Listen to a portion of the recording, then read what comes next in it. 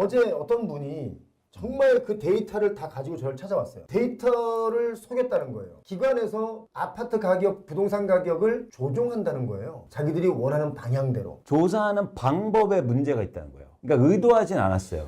어제 제가 본 데이터는요. 네. 완벽한 조작이었어요. 아. 실제로 나와 있는 데이터와 다르게 발표한 것들이 딱 있더라고요. 그건 조작이죠. 근데 예를 들어서 조사 방법이 이런 거거든요. 거래가 되면 기표를 해요. 근데 거래가 안 되면요. 호가를 가지고. 그렇죠. 거기서 이제는 특히 지금 같은 경우에 문제가 생기는 거예요. 매물은 증가할 때 호가를 무조건 올려면서 매물을 내놓잖아요. 어느 동네 가면 한 건도 거래가 안 됐는데 호가가 올라가요. 그건 뭐냐면 매물이 증가하고 있다는 얘기예요. 단기적으로는 그런 현상이 나타나는데 여러분들이 현혹되면 안 된다. 그러니까 항상 시장의 변화를 읽으실 때 아주 쉽게 생각하시면 돼요. 어려운 게 아니에요. 그러니까 예를 들어서 여러분들이 집값 많이 올랐네. 그리고 거래가 안 되는 거 아니야? 그러면서 집을 내놔요. 내놓을 때 최근에 10억 원에 거래됐어. 그러면 어떤 사람이 아유 거래가 안 되죠. 9억 5천만 원에 팔아주세요. 이런 사람이 어디 있습니까? 어디 있어요? 그거 없어요. 일단 예. 11억 원에 제시하죠. 그렇죠. 11억 원에 한번 내놔볼게요. 그러면 이제 그 부동산 사장님이 사장님 요즘 살 사람이 없는데 일단 한번 내놔봐요. 해봅시다. 그래서 지금 그 순간이거든요. 네. 근데 이제 보러 오는 사람이 없죠. 거래 안 되죠. 그러면 이제 찾아와요. 15억 5천을 한번 해볼까? 이러면서 변화가 일어나거든요. 지금 그 시장이에요. 그러니까 여러분들 이렇게 쉽게 생각하시면 돼요. 집을 살 때 대출이 먼저입니까? 집을 살려는 마음이 먼저입니까? 마음이 먼저죠. 근데 우리는 지금 대출 얘기만 하고 있다고요. 단답형으로 한번 물어볼게요. 네. 제가 시장 분위기를 정확하게 여러분 알 수 있도록 도와드릴게요. 제가 꼬마 빌딩 같은 경우 우리가 왜 뭐 조물주 위에 건물주다 그래가지고 꼬마 빌딩 같은 거 막 사는 게 소원이었던 시절이 있었어요. 지금도 그런 분들이 꽤 있고 또 꼬마 빌딩도 잘 사면 뭐 돈이 되니까 좋죠. 그런데 보통 그런 빌딩이나 상가 이런 것들을 가격을 책정할 수 있는 지표가 뭐가 있을까요? 월세죠. 그죠? 임대수익률. 임대수익률이잖아요. 네, 네. 전체가 공실이야. 꼬마 빌딩인데 5층짜리인데 전체가 공실이야. 그런데 내놓은 가격 보니까 21년 최고가에 샀을 때 가격보다 거기다 한 15억, 20억을 더 얹어서 내놨어요. 네. 왜냐면 그동안 금융 비용이 들어갔다 이거예요. 한 250억에 내놨단 말이에요. 그래서 이거 어떻게 250억 가치냐 그랬더니 임대료가 이 사람아 우리 여기 임대료가 얼만데 임대료 따지면 250억 가치 충분히 나오고도 건물 사도 남아. 그래요. 그래서 임대료가 지금 땅원 아닙니까? 왜냐면 다 공실인데 그럼 이 건물값은 땅원이어야지 어떻게 250억입니까? 이거 어떻게 생각하세요? 전형적으로 그러니까 자신만 생각하는 거죠. 지금 아파트 시장이 그렇다. 그러니까 뭐냐면요. 이게 되게 중요한 말씀하셨는데 자기의 입장만 생각하는 거죠. 사줄 사람이 없어요. 그런데 혼자 그 건물 갖고 있으면 여기 뭐 지하철 가까워요. 여기 가까워요. 이 앞에 이제 개발 계획이 있어요. 서울 시내예요. 개발 계획이 없는 동네는 없어요. 아니 전국적으로 없는 데가 없어. 특히 서울은요. 개발 계획이 없는 동네가 없어요, 여러분. 네. 서울은요. 다 역세권이에요. 지금 이제 아파트 가격이 너무 급등했고 그 급등이 부담스러운 분들은 아예 손을 놓는 분도 있고 또 그래서 이제 지금 또 대출 규제까지 오고 여러 가지 경기 위축이 오면서 거래 자체가 지금 안 되고 있어요. 지금 좀 전에 말씀하신 내용들을 잘 검토해 보시면 아파트 가격이 이게 상승할 수 없는 시장이다라는 것을 기본적으로 알게 됩니다. 그런데 이게 과연 언제까지 이렇게 갈 것이냐에 대한 부분은 좀 더 대책이랄지 좀 지켜봐야 되겠죠. 지금 우리나라 삼성전자하고 뭐 지금 주가가 많이 하락하지 않습니까? 네. 그 하락하는 이유가 바로 대한민국의 경제의 불확실성 때문이거든요. 불안감이 생기니까 돈을 빼서 나가는 거예요. 지금 부동산도 그럴 것이다라는 의견들이 많아요. 그렇죠. 그래서 이제 새로운 투자 수요가 안 들어오는 거예요. 저는 어쨌든 앞으로의 예를 들어서 특히 2025년도에는 그게 정세가 됐든 지금 한국의 정치 상황도 굉장히 어지럽지 않습니까? 그렇죠. 이런 상황이 네. 불확실성이 크다고요. 근데 이런 불확실성이 커질수록 부동산 시장이 더 영향이 커요. 왜냐하면 단위당 금액이 크잖아요. 금액이 클수록 내가 미래에 대한 불안감이 큰데 거기서 쉽게 결정이 안 될 거 아닙니까? 이게 되게 가중될 수 있다. 지금 그런 것을 예측할 수 있는 것 중에 뭐냐면 이 서울 아파트 중에 고가 아파트 30억이 넘는 아파트들 이런 아파트들의 거래는 계속 우상향한다라는 주장하는 분들이 엄청 많았었어요. 희귀성이 있으니까 그 희귀성을 노리고 계속 우상향한다라고 얘기했어요. 근데 타워팰리스에 얼마 전에 거래된 가격이 뚝 떨어져서 거래됐어요. 15% 하락해서. 타워팰리스가 그 정도 깊이까지 뚝 떨어져서 거래가 갑자기 될 리가 없거든요. 네. 자, 그럼 이걸 증여라고 봐야 되는데 증여도 아닌 이유가 증여는 보통 30% 이내니까 만약에 뭐 30억이면 20억에 증여할 수 있는 거예요. 근데 이게 그게 아니에요. 한 5, 6억이 떨어졌단 말이에요. 네. 이런 현상이 나타난다는 것이 바로 앞으로 그 불확실성에 대해서 서울 시내의 주요 입지의 반포, 압구정, 잠실, 도곡동 대치동, 목동, 여의도, 마포, 용산 이런 데 모든 곳이 드라마틱한 가격 하락이 있을 수 있다는 것의 시그널이다 라고 보는 분들이 있는 거예요. 이것도 제가 생각하는 거하고 좀 달라요. 예를 들어서 원 베일리가 오릅니다. 왜 오를까요? 일반적으로 어떤 생각을 갖냐면 신축이다. 그리고 돈 많은 사람 많다. 그리고 여기 뭐 입지가 좋다. 예. 그래서 결국엔 어떤 논리가 되냐면 수요가 증가해서 오른다는 얘기예요. 아니에요. 공급이 감소해서 오르는 거예요. 파는 사람이 없거든.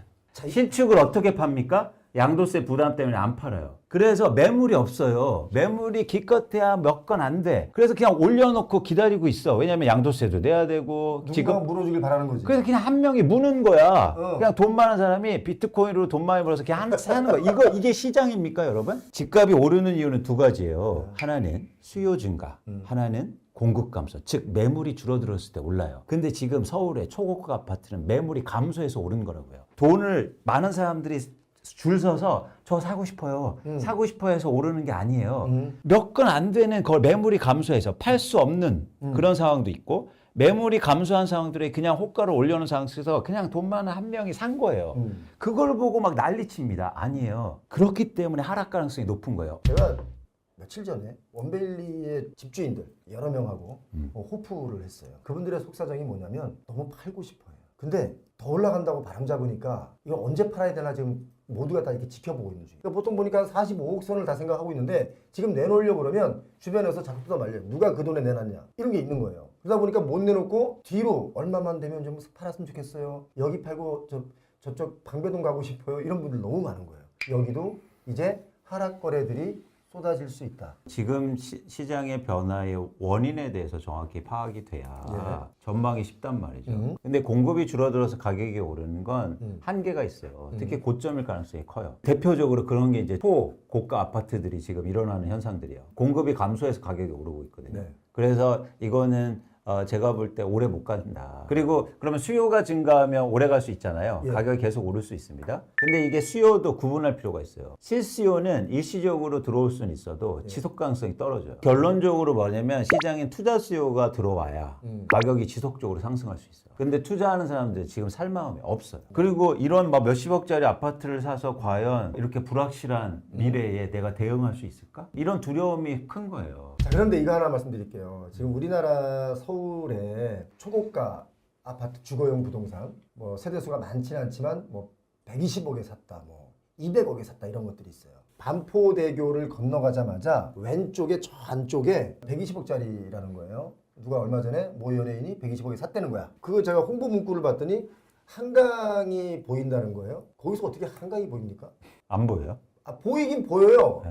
예를 들어서 이렇게 건물이 있으면 요만큼만 보이긴 보여요. 여기서만 보이긴 보이는데 나머지 안 보여요. 그게 120억이라는 가치를 누가 매겼는지 모르겠지만 죄송하지만 제 기준에는 거기 들어가는 입구도 120억 가치가 안 돼요. 근데 한강이 보인다, 커뮤니티가 좋다, 뭐 이런 얘기를 막 하면서 이제 팔았는데 대한민국 부동산 이게 병이라는 거예요. 제가 볼 때는. 왜냐면 그 정도 가치가 없는 거를 그 정도 가치가 있는 것처럼 포장을 해서 120억에 팔면 그 지역 일대가 다 120억인 줄 알고 있다는 거. 그렇죠. 이게 대한민국 병이라는 거야. 그렇죠. 이제 이 시장이 실용적으로 바뀌기 시작하는 순간 이 시장은 그냥 무너진다라는 생각을 갖고 있어요. 그런 이제 초고가 아파트 이런 거 얘기할 때 많은 분들이 아까도 잠깐 말씀드렸지만 우리나라 돈 많은 사람 많아 이런 말 많이 하세요. 많긴 많아요. 돈 많은 사람들은 이미요 다 집을 갖고 있어요. 그치. 그치. 근데 왜 자꾸 돈 많은 사람 많아갖고 집값이 계속 오르고 그런다는 얘기를 하는지 저는 모르겠어요. 이미 돈 많은 사람들은요 다 좋은 집에 살고 있어요. 여러분 지금 우리나라 부동산의 구조적인 문제는 수요가 부족한다는 겁니다. 그래서 이런 수요가 부족한 상황에서 공급이 증가하잖아요. 그러면요 집값은 크게 하락할 수 있어요. 여러분들이 지금 시장 판단을 다르게 하셔야 된다. 지금은 수요가 증가해서 집값이 오르는 게 아니고 공급이 감소해서 즉 집을 갖고 있는 사람들이 안 팔아서 오르는 시장이에요. 이 11월이 그래서 굉장히 중요해요. 왜냐하면 11월부터 중요한 이슈가 세 가지 나오거든요. 네. 하나는 일기 신도시 선도지구 선정이고 하나는 올림픽 포레온 입주가 시작되고요. 그 다음에 그린벨트가 지정돼요. 해제가. 세 가지가 폭탄이 나오는군요. 예, 그러니까 이 세 가지가 한국의 부동산 시장에 어떤 영향을 미치는지 자세히 살펴볼 필요가 있고 예. 그리고 올림픽 포레온 입주에서 요즘 가장 많이 나온 뉴스가 입주한다는데 전세 가격이 안 빠져? 이런 얘기 하잖아요. 빠지고 있어요. 빠질 뿐만 아니라 입주가 안 됐는데 왜 그런 얘기를 해요? 그러니까 이제 그것도 다 웃기죠? 공급자에 의해서 뿌려진 뉴스 뉴스인데 되게 흥미롭죠. 예. 입주가 안 됐는데 왜 입주돼도 집값이 안 빠집니다는 얘기를 하고 있죠? 지금 그렇게 바람잡아놔야 빨리빨리 비싸게들 전세 계약을 그렇지, 하니까. 그렇지. 근데 지금 실질적으로 15억에 내는 전세가 13억에도 거래가 안 되고 있어요. 안 솔직히. 돼요. 12,000가구에서 지금 전월세 물량이 5천 건이 넘게 나오고 있어요. 여러분, 아니 이상하지 않습니까? 입주도 안 됐는데 입주 효과가 없대. 저는 이거는 어디에서 온 문법이지? 이제 그거는 이제 네. 공급자 여러 번 얘기하잖아요. 공급자에 의한 뉴스인데 그래서 여러분 표영의 TV 보시고 제대로 된 정보를 얻으셨으면 좋겠고 네. 또 세 번째 이슈는 그린벨트가 이제 해제되잖아요. 이거 이제 발표할 건데 네. 서울에서 그린벨트 풀 지역이 많지 않다고요. 이제 그런 지역에 이제는 어떻게 푸는가에 따라서 영향이 있겠죠. 제가 볼 때 이 이슈에 대해서 여러분 아주 관심 있게 보셔야 됩니다. 부동산 시장의 전망이라는 것은 누구 말이 100% 옳고 누구 말이 100% 틀린 적은 없어요. 리스크를 끌어안고 위험 부담을 안고까지 부동산 시장의 불구덩이에 뛰어들지 마라. 기회가 있다는 것은 내가 그 능력 범주 내에서 살 수 있을 때가 기회라는 거지 아무 때나 이게 막 무조건 사야 된다 이건 아니라는 거. 더 중요한 건 저는 그 원인 파악이라고 생각해요. 그러니까 거기서부터 출발을 하셔야 된다. 집값이 왜 오르지? 왜 빠지지? 이런 원인에 대해서 여러분들이 진지하게 고민을 하셨으면 좋겠다는 겁니다. 왜냐면요. 한국의 부동산 정보와 이런 어떤 이야기들이 전부 다 그 원인을 왜곡해요. 그래서 사람들의 의사 판단을 흐리거든요. 광수의 목덕방의 정확한 목적은 뭐냐면 전망이 있지 않고 원인 파악을 제대로 해드리고 싶어요. 오케이. 그래서 그 전망하고 여러분들 행동하시는 건 여러분의 몫입니다. 저희는 정확한 정보와 그리고 원인 파악. 지금 집값이 막 수요자가 몰려들어서 오르는 시장이냐 아니면 말씀드렸듯이 집을 안 팔아서 오르는 시장 이런 얘기를 해드리고 싶은 거예요. 그래서 오히려 그런 부분에 더 관심을 가지시는 게 여러분들의 앞으로 투자와 내 집 마련하는데 훨씬 더 큰 도움이 되실 거다라는 말씀을 드립니다. 네. 우리 이광수 대표 모시고 정말 바쁜데 저 개인적으로 고마운 게 항상 이렇게 주요 시점에 짜잔 나타나서 슈퍼맨처럼 나타나서 표영호 TV에 와서 아유, 좋은 별 정보를 말씀을. 주시니까 늘 그렇습니다. 고맙습니다. 아유, 감사합니다. 네. 오늘 이광수 대표님 고맙습니다. 같이 시청해주신 여러분 고맙습니다. 좋은 하루 되시기 바랍니다.